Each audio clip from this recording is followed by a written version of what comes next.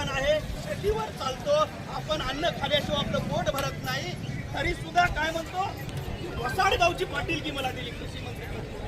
वसाडगाव म्हणतो तो शेतकऱ्याला, अरे शेतकऱ्याचं कर्ज माफ करायची जर वेळ आली तर हा म्हणतो शेतकरी लग्नात पैसे करतो, शेतकरी इकडे तिकडे पैसे खर्च करतो आणि शेतकऱ्याला कर्ज भरायलाच पाहिजे. या सगळ्या गोष्टी आहेत, या गोष्टी फक्त आपण ऐकून घेतो म्हणून आहेत. याच्यासाठी माझी कळकळीची विनंती आहे की याच्यानंतर जर एखादा चक्काजाम असेल, रास्ता रोको असेल, शेतकऱ्याचा सातबारा आतापर्यंत या सरकारनं कोणती बी वाढ केलेली नाही. पण आमचे बच्चू भाऊ अन्न त्यागाला 7 दिवस बसले आणि पदयात्रा त्याने 7 दिवस काढून आम्हाला 1000 रुपयाचे अनुदान मिळवून दिले. त्यांचे धन्यवाद. कर्जमाफी झालीच पाहिजे. बच्चू भाऊ हे कर्जमाफी सुद्धा झटत आहेत. अहोरात्र त्यांचे कष्ट आहेत, म्हणूनच कर्जमाफी होणार म्हणजे होणार. काय सांगाल?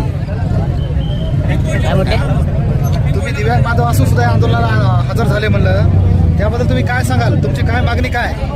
शेतकरी कर्जमाफीसाठी बच्चू भाऊ यांनी जे हाक दिलेली आहे चक्काजामचे, त्या चक्काजामला आम्ही पाठिंबा देण्यासाठी दिव्यांग असून आणि त्यातल्या मी प्रहार संघटनेचा दिव्यांग सदस्य असून.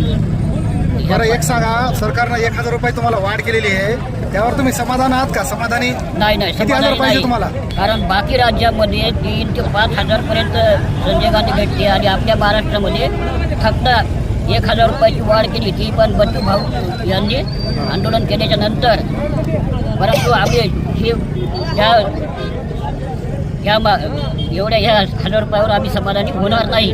जोपर्यंत 3 ते 5 हजार रुपये संजय गांधी होणार नाही तोपर्यंत आम्ही माघार घेणार नाही.